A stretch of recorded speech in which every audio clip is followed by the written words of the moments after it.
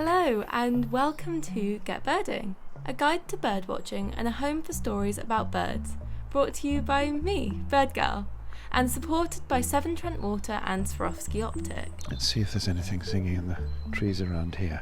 This is the actor Samuel West. He's snuck away from filming the series All Creatures Great and Small to help us tune in to the sound of birds. Let's see if we can get closer. We'll have a listen. Samuel's a master at recognising birdsong, and we'll get his top tips on how you can learn birdsong too. We'll also be learning to recognise birds like this robin, with a woman who calls herself a nature nerd and wildlife weirdo, Lucy Lapwing. Some birds will repeat a phrase again and again and again, and it sounds pretty similar every time. Other birds, you're more kind of trying to recognise its voice like you recognise a friend's voice. And, as ever, nature beatboxer Jason Singh tells a story of birdsong inspiring music. He'll be talking to Sam Lee about the magical music he orchestrates with this bird, the Nightingale. All we are is just two different species communicating in our own strange ways, and music is such an unusual and strange thing for us to do, yet it's essential to us. Regular listeners will know that we usually start with a patch diary from me, but in this episode we have a guest diary from Samuel West. Samuel recorded his patch diary for us in Harrogate, where he's filming. Here he is in Valley Gardens. Hello, Mya-Rose. I'm here just before sunrise, and I thought I'd just tell you what I can hear as I walk through. I'm holding the microphone, so most of my birding will be done by my ears, and most of the stuff around is common. It's just waking up, and I can hear in the background robins, long-tailed tits, blue tits, and I'll see what I can get as I walk through. I think the point about birding your local patch is always to enjoy the common stuff, because first of all, if you know the common stuff well, then you'll be more switched on when something that isn't common turns up. And secondly, because most of the time that's what you're going to hear and see. A couple of blackbirds crossing in front of me. They have a tiny little flight call, which is very hard to hear sometimes. Let's see if there's anything singing in the trees around here.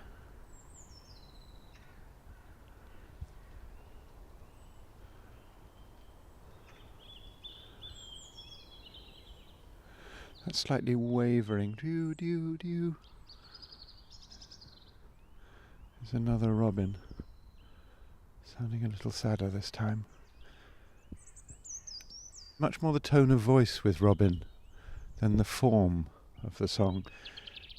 If we listen to a chaffinch singing, it will always sing the same tune. But the robin doesn't sing the same tune, it sort of warbles as it is now. In fact, there it is, just next to me. Maybe 15 feet away. Are you going to sing? Go on. There you are.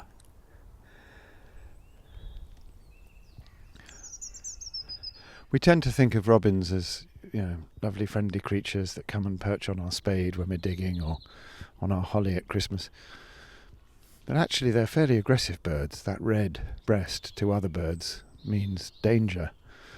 And they sing all year round, not because they're being friendly, although it may seem like that to us, but because they're defending a territory and they want it to be theirs in the new year. You very rarely see two robins in the same tree. We'll hear more of Sam's patch diary in a moment, but first let's learn a little more about him. I asked how he became so good at birdwatching with his ears. I took a difficult job in 2005. I became artistic director of the Crucible Theatre in Sheffield. And it was really hard. And I couldn't do it a lot of the time. And I couldn't sleep a lot of the time because I couldn't do it. So I used to go for walks. And I lived in the west of Sheffield, on the edge of that beautiful city, quite close to some Derbyshire grouse moors. And I had a car, and I used to head out into the middle of a grouse moor, or just a forest, and walk before breakfast because I couldn't sleep. And I suddenly realised that I was hearing things that I couldn't identify. Stuff that I now know was, for instance, a goldcrest or a chaffinch even. And because I wasn't fully relocated, I was doing a lot of driving between London and Sheffield. And I got some CDs by that absolute master of bird recording, Jeff Sample. And I stuck it on the CD and bombed down the M1. And after about 10 trips, I kind of knew it by heart. And then I remember the first time I was walking with my girlfriend in, I think it was Epping Forest. And we heard a very, very high tee. I said to her, I think that's a long-tailed tit. And I went round the tree, and it was. And I felt like a superhero. I was so excited. I said, I've got these bionic ears. I don't need to look even. And it was a completely captivating feeling that I thought, okay, this guy's been here all the time, but now I can do it without looking. And I suppose I've got a reasonably good repertoire of about, not many, 30 or 40 birds that I can get by sound without thinking too carefully. And another probably 50 that I could do if I really stopped and thought about it. And so I can walk through a wood and, generally speaking, do about 80% of my birding with my ears.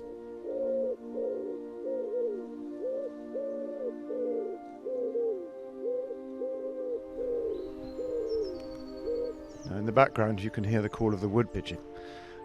I was taught the wood pigeon's call as, "I'm not your pigeon. Ho ho ho ho ho." Though if you listen very carefully, it actually doesn't start on I'm, it starts on not.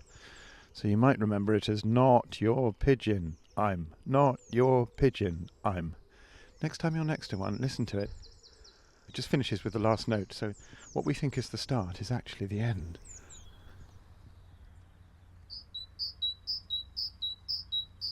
We too in the background. Teacher, teacher, teacher. One of the most common great tit calls. The only one my 3-year-old can recognise so far. I'm going to leave Sam to his walk for a minute. He's up as the sun is rising. Up with the birds, you might say. So why are the birds up and singing so early? Why do we get what's known as a dawn chorus? Lucy Lapwing hosts a YouTube channel called Birdsong Lessons. So let's ask her. The reason it happens earlier in the day is actually still disputed even today. There's multiple reasons and all of them could interact. So one is it's showing that you are the fittest bird, that you are a brilliant mate, because if you start singing first thing in the morning, that shows that you've gone all night without eating anything, that you've survived all the cold and you've survived the dark, which is full of scary things like predators. So you are a big sexy male, and look what I did, I made it through the night. So if you get up first thing and start singing, you're showing a female that you're a good mate. One of the other reasons, but at that time in the morning, because it is colder, there's less background competition. So if you think of things like insects, they're not humming and buzzing, at 4 or 5 a.m, it's too cold. So there's less competition, so your voice just stands out more. And the other thing is because there's not really much else to do at 4 a.m. if you're awake.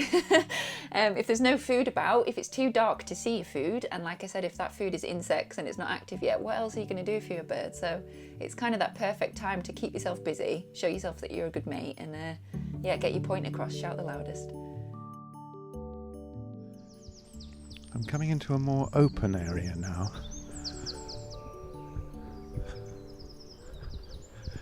Everybody's up now. It starts with blackbirds and robins first thing. Oh, there's a song thrush ahead. Easiest thing to know about song thrush song is that it's very pleased with itself. It repeats when it does a phrase it likes, or even possibly when it does a phrase that it doesn't like. It sings it again. Very pure toned, do-do, do-do, do-do, do-do. Getting closer to it, and it doesn't seem to be stopping, so.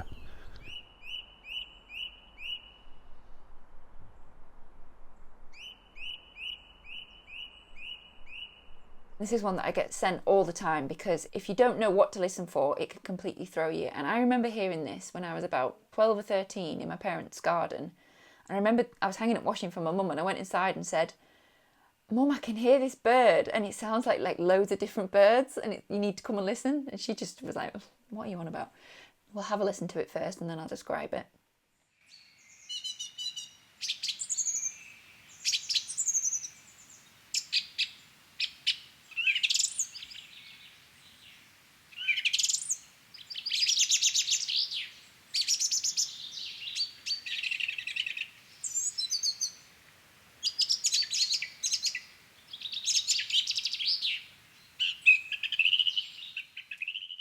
So you can hear it's quite mixed in there. There was also a chaffinch singing at the same time, unhelpfully.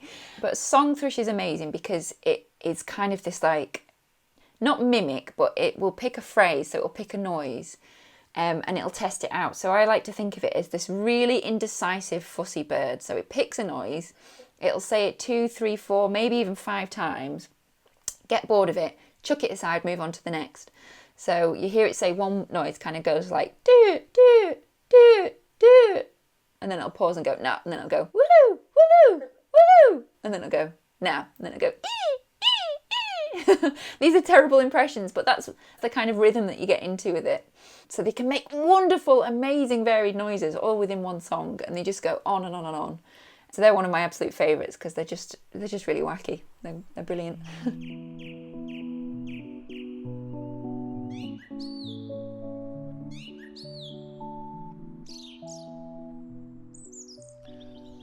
There's a robin in the conifers off to the left.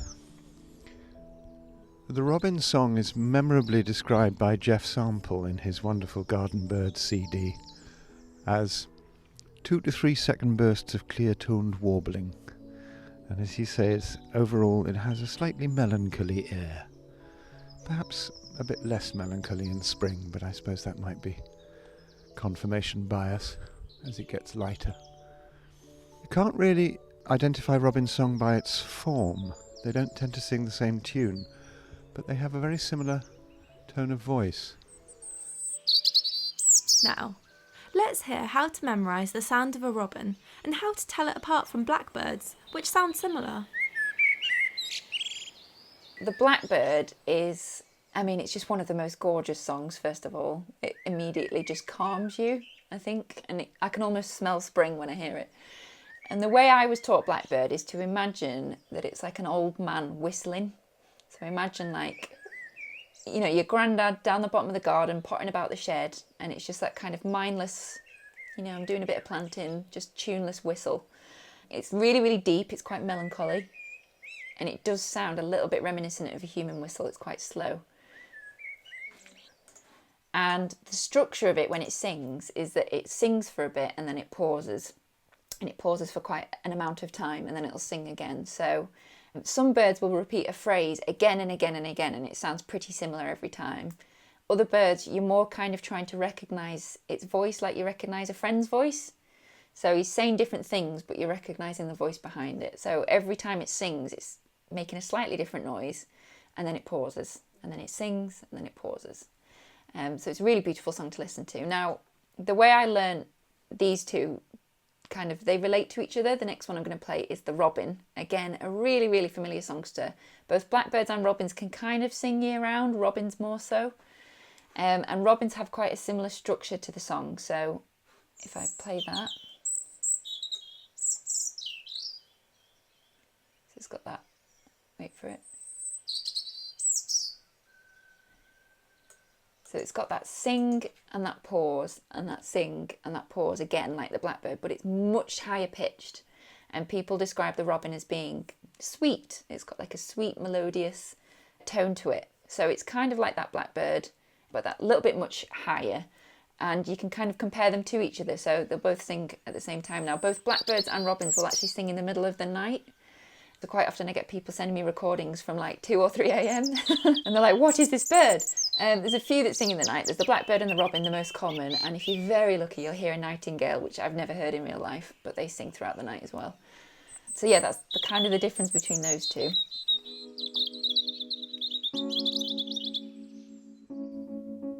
Before this episode, we asked you to tell us the bird song that stops you in your tracks.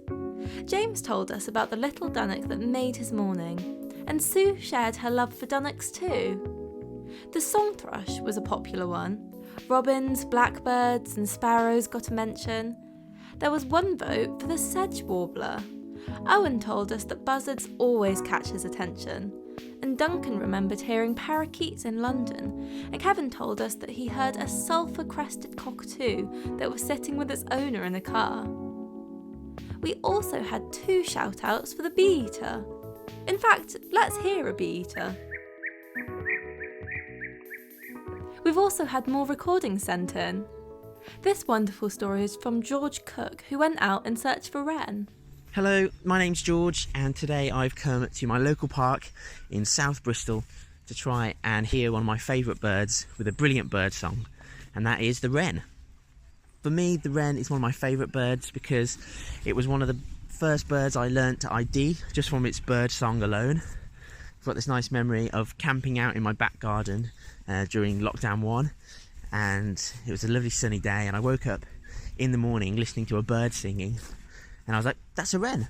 And it was the first time I could identify it just from its bird song, and I didn't realise I had wrens so close to my garden, which was really great to find out. And learning its bird song just makes the bird become so much more accessible, because although the wren is the most common breeding bird in Britain, it's actually really hard to see because it's so small, it's brown, and it likes to hide away in the undergrowth, so you hardly ever see it. I suppose it lives its life a bit more like a mouse than a bird, really.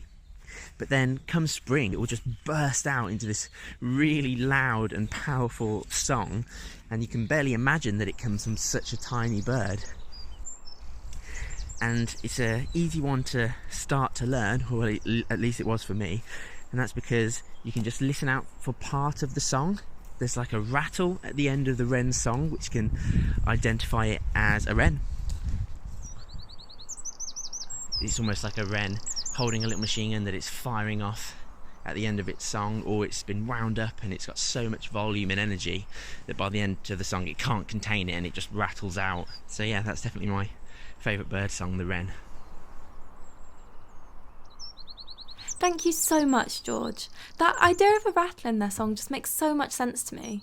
Let's get some more tips on how to hear wrens from Lucy. Now, the wren I absolutely love, as you know. Such a diddy little bird.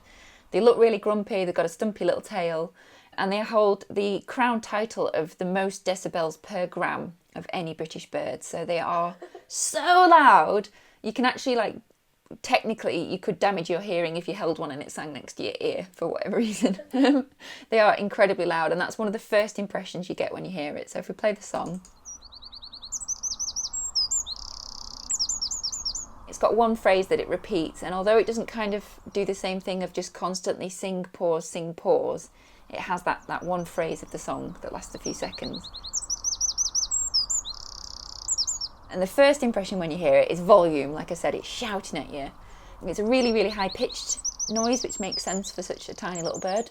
You'd expect that as kind of like a character. And Lucy's got a lovely description of that rattle that George told us about. Imagine that it's a little wind-up toy. So if you sit it down on your hand and wind it all the way up, there's so much noise that comes out of that bird when you let it go that it can't control itself, and it kind of loses control and goes like and rattles away, and that's in the middle of the song. So if you listen again, you can hopefully hear that just a little bit of like a rattly trill.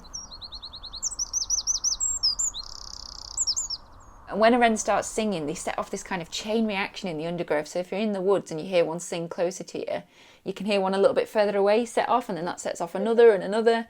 And it's just kind of this fizz that spreads out. It's amazing. I've mentioned a few times in this podcast that I think wrens get overlooked, but this episode seems to be righting that wrong, because Samuel West picked it out as his bird to watch. I mean, a wren is a famously small bird. It's so small it used to be on the back of the farthing coin. It's beautifully marked if you can get a good close look. It's got a very characteristic stance with a cocked tail. They're normally quite low and they're sometimes quite well hidden, but you can see them singing if you're careful.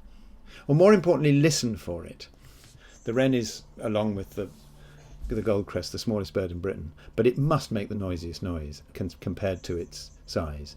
And also, they sing all the year round. So if you do get to recognise the song, which is faster, more explosive than a robin, and full of more trills than a dunnock, then you should be able to hear it over and over again.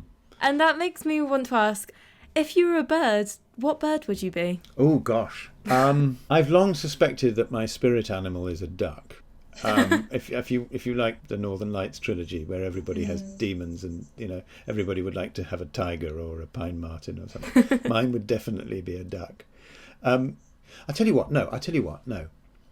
I'd be a gadwall, because a gadwall is like a wren in that you think, oh, it's sort of grey, and you look carefully at a gadwall, and actually it's the most beautifully coloured thing. Even the females, which look a bit like mallards, are sort of subtly longer necked, and the bill is differently marked. And the males have this grey breast. They're beautiful birds. My partner and I, for no reason we can remember, have a thing called the Gadwall Prize.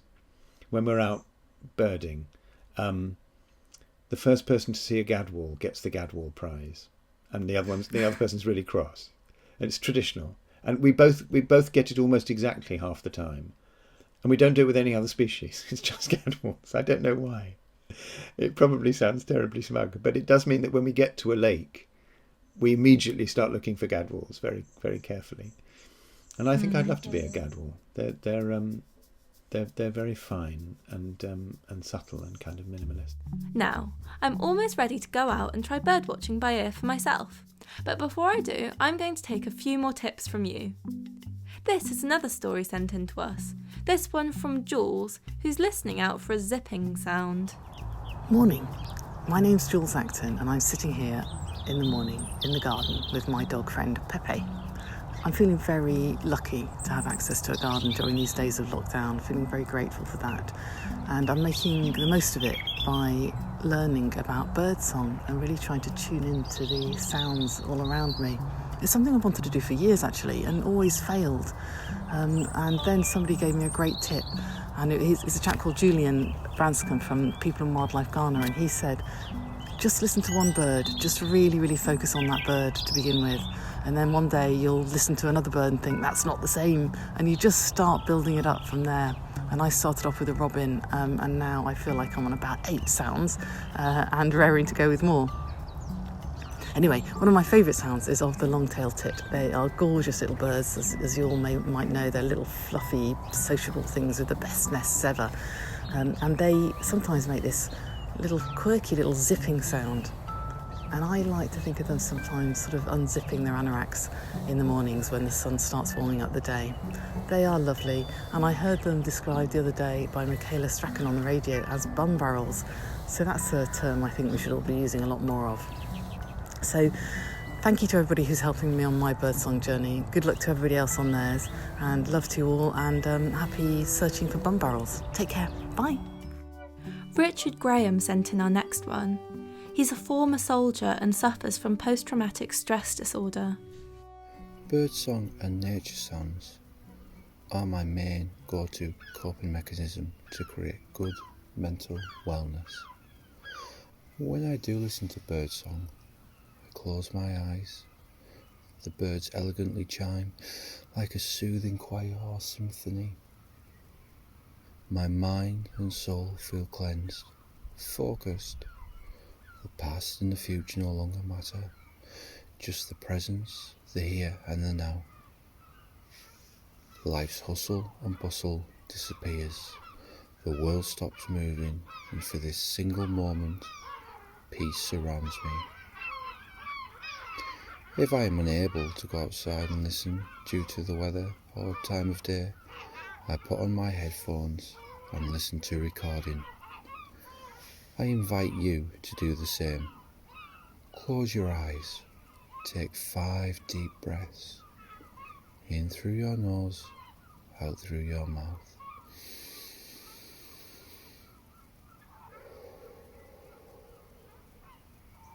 Focus on the sounds, the sing-song tones, the rhythm, the rhyme, behind the elegance of the birdsong, and feel the flow through your mind. I wish you all good mental well-being.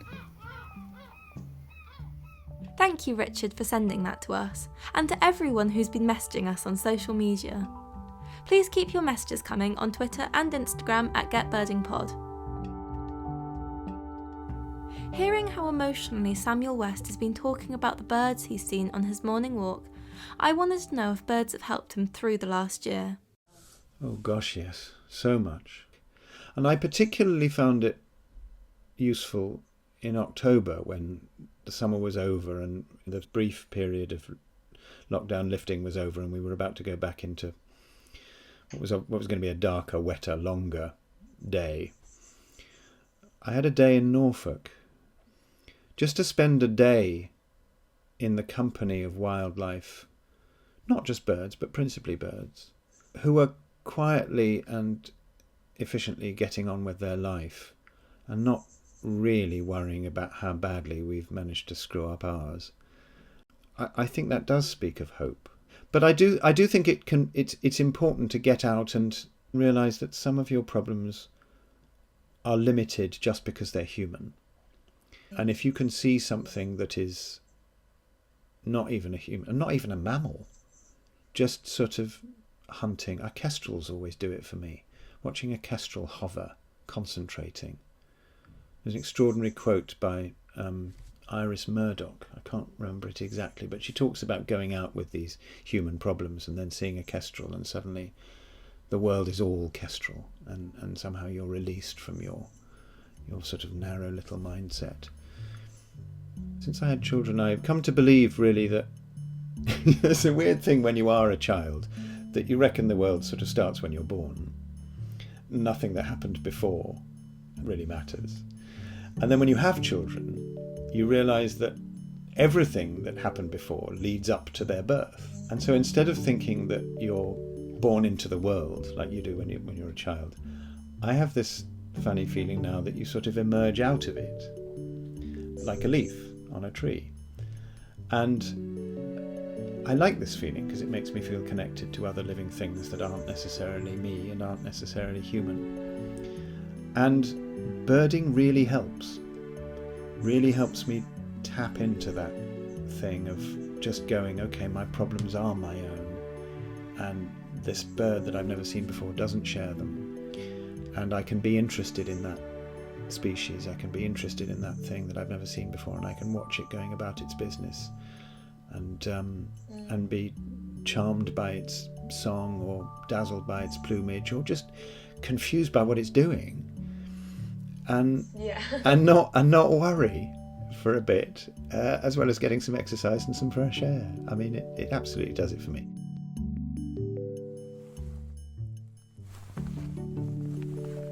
I'm about to go out on a longer walk than my usual daily stroll, so I'm going to try my hand at trying to figure out what I could be hearing.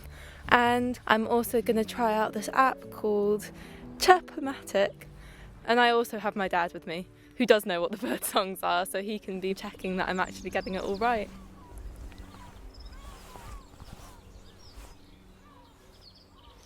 So, only just started out on our walk. We haven't even gotten into the countryside, we're in the middle of the village still. And obviously on this walk I'm concentrating on sound, on birdsong, and I noticed this sound that I had no idea what it was, so I thought I would try out the bird app. And it turns out that there is a greenfinch sat in the middle of the village calling, which is really exciting because that's quite a rare record, and I can't think of any occasions where I've actually seen them in the village. So although I haven't seen this one either, I do know what it is. So that's exciting to know that there is a greenfinch sat in the hedge a few metres away.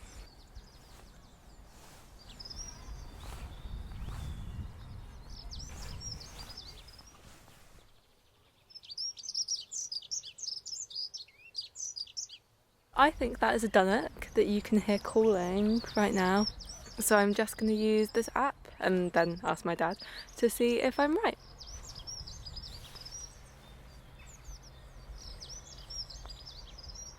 And this is a sound that I actually hear all the time, which I'd sort of forgotten about, but apparently we've got a lot of very aggressive, very territorial dunnocks in the area.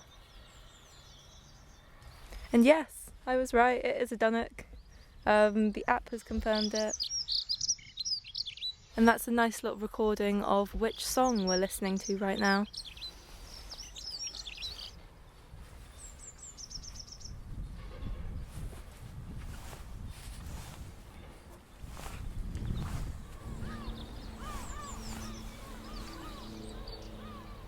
In the background of a lot of these recordings, I think you might be able to hear the sort of very typical cawing of crows, because we are currently stood right next to a field full of sheep and there are a lot of crows around.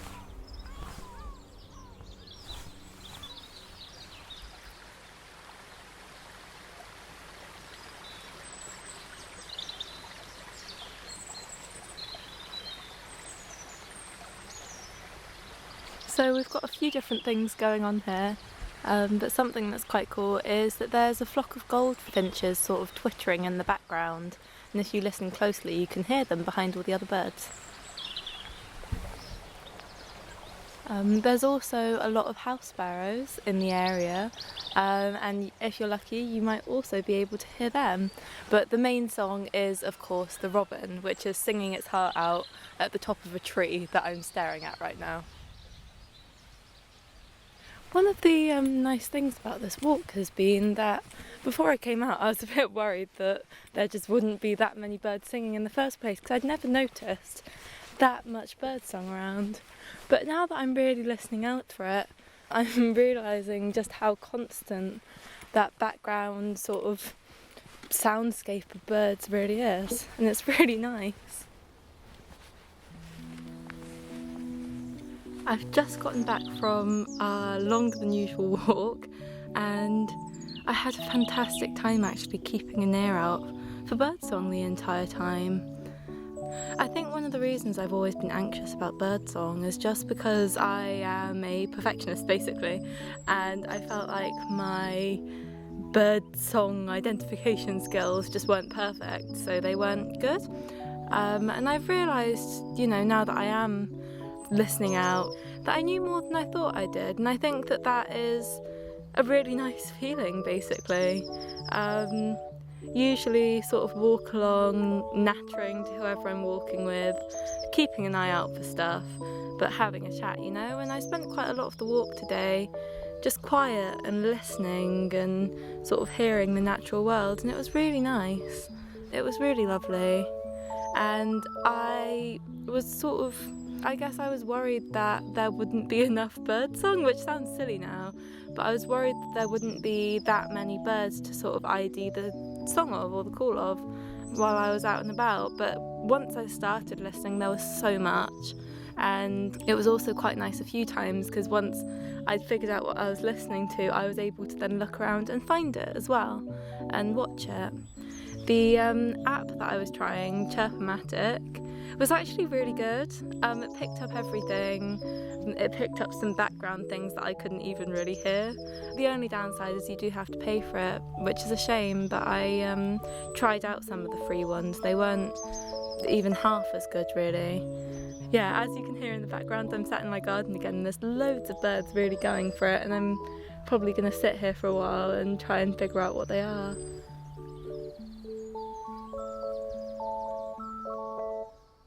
Now, in each episode of Get Birding, we've been hearing how birds and birdsong have inspired music and culture. This time, nature beatboxer Jason Singh is with Sam Lee. He's a folk artist and he takes people to hear the Nightingales and then tries to make music with them. It's a nice one. Thank you for joining me. I'd like you to please describe to me about the Nightingale listening events that you do and talk me through what happens, because I haven't been to one. And for everyone who's listening, could you please just talk us through that wonderful evening?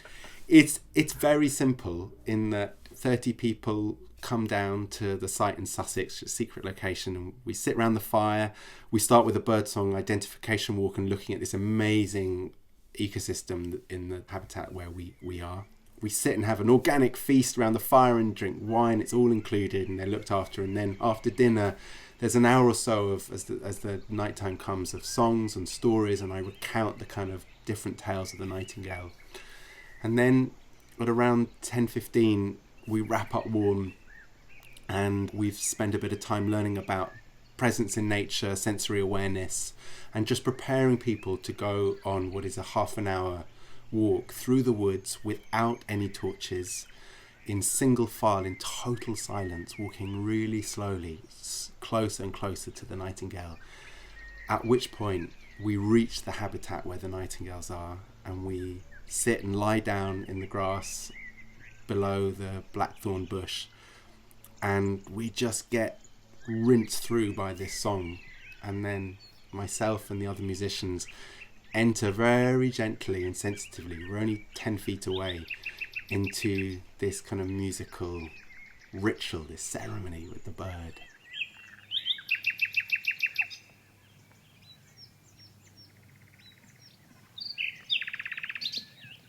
Can you tell us a little bit more about the duet with the nightingale and what that is like? The great joy of singing with nightingales is that every night I get to bring a different musician in, and every musician has a different relationship. And sometimes you bring a musician who's the world-class, the finest trained concert player, and nothing happens. It's just kind of like, it's like a bad date. and some nights you have a musician, like a few years ago we had Abel Salaucha, a South African cellist, and the nightingale went mental, just started singing in such harmony and rhythm, and the audience were just in stitches that this was happening, because you suddenly realise how all we are is just two different species kind of communicating in our own strange ways, and music is such an unusual and strange thing for us to do, yet it's essential to us, and we couldn't imagine being humans without singing and playing. And it's the same with the nightingale, and I think there are some just fundamental things of what happens, which is that we are there to play and express and connect, and that's I think that's remarkable.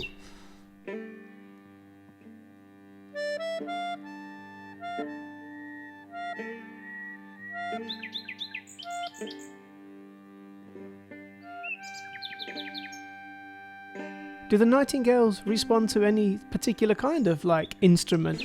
So yeah, they love strings and they love the human voice, but I really always emphasize that it's not about the instrument, it's about the instrumentalist, because I think what's happening is they're tuning in with the human, and those musicians who are connected, who have that groundedness and that sort of that glint in the eye and that sense of wildness.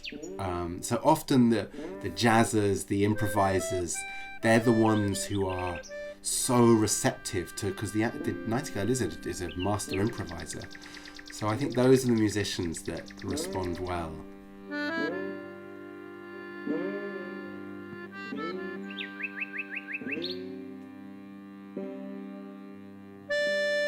So, can you tell me a little bit about the nightingale? Because I want to know what it's like as a character. What is it like as a being? Yeah, well, I only know the boys. The females are very hard to get to know because they are much more secretive.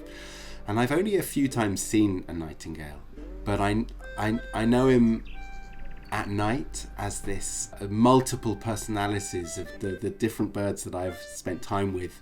They say from studies in Berlin in Treptower Park and the Tiergarten, that there are three different personalities. There's the collaborators, often the young ones who are really love singing call and responses with each other. There's other birds that are very disruptive, who want to try and break off the other males from singing and really kind of get out my way, don't steal my thunder. And then there's the other personality that's the one that's sort of just sings on regardless whatever's going on, and we'll just sit on top of the traffic lights in Berlin and just sing away. It doesn't matter that there's a electro party going on below. They probably quite like that actually. So there's that side of them, but there's also, for me, the nightingale is a channeler of our own kind of inner workings and spirit. And I mean that on quite a kind of, dare I say, quite a new age level. But I find that, you look at history and the way literature and prose and folk song has responded and talked or sung about the bird. And it's so varied, from comical to mournful. And actually I find the nightingale is a wonderful mirror to our own inner workings. And you bring to the nightingale your issues, your emotions, your fears, your pleasures. There's a great sense of resilience and astounding declaration of life. It's transportative. It's just, it's mind-blowing. And nobody leaves the same person.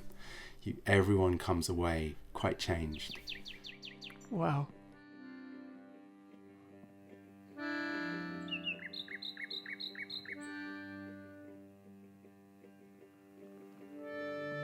And so when did this whole love affair with nightingales start?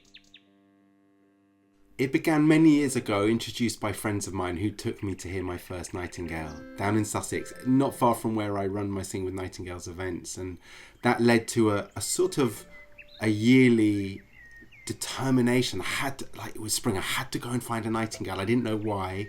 It was just like, oh, your favourite singer's in town doing a concert. I've got to get tickets. I never miss it. You're always there. And the nightingale was like that, but it was like, but I was the only person who kind of was interested. So I go on my own or find myself with them. And then that evolved into this kind of experience where I got to make a documentary for Radio 4 celebrating the first ever live radio broadcast outside of a studio with Beatrice Harrison on cello in 1924, duetting with the nightingale.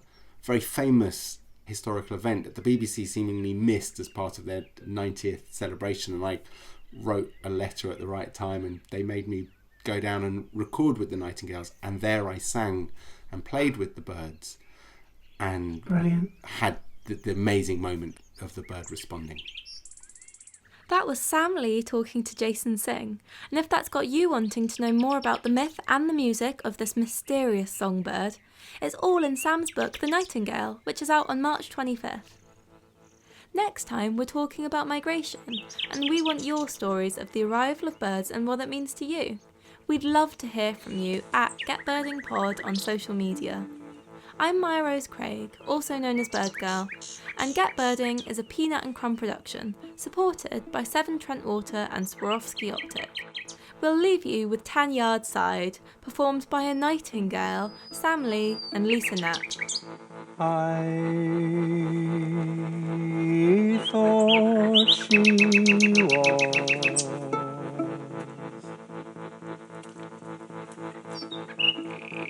an angel bride,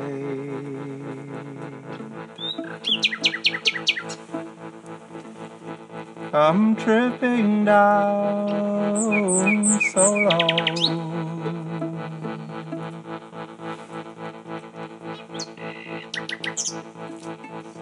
saying kind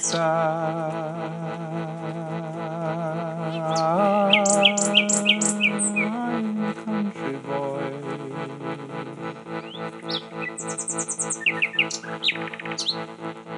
and modest to me she plied,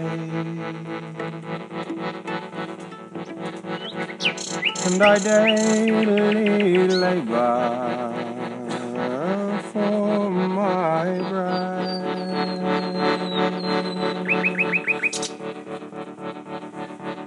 Down by the Tanya side,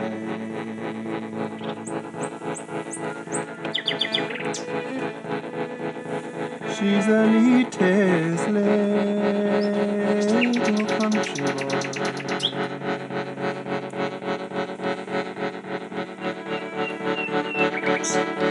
that ever my eyes did spy, and she'd have made a girl a born bride.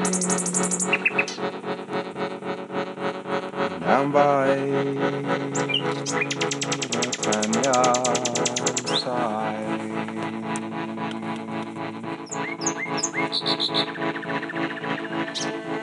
so red and rosy was his cheeks,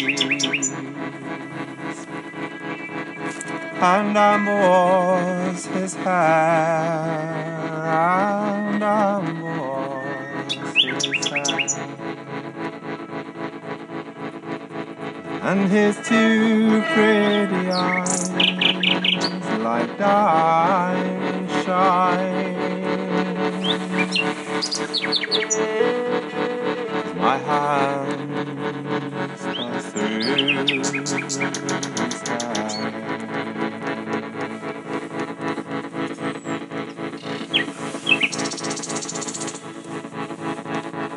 It is 12 long months since first we met,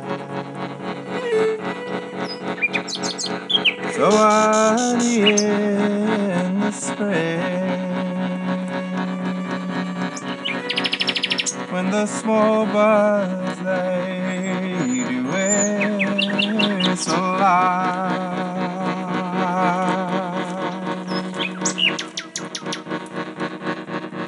The nightingales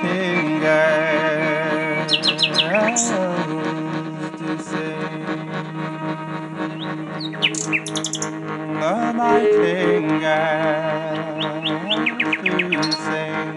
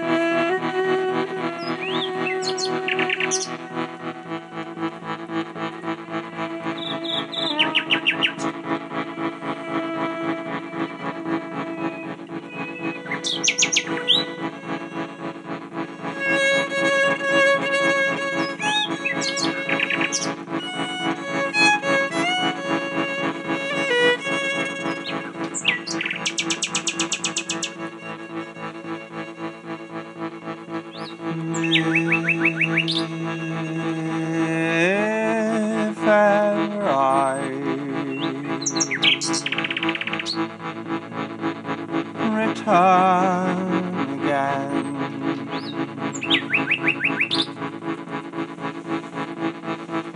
I'll take that boy inside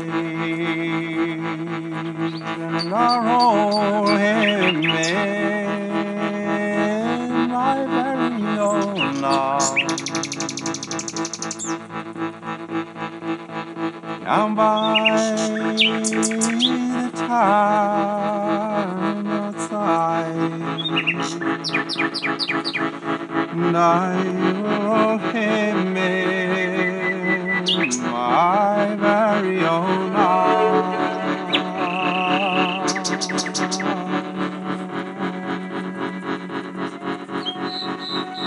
Down by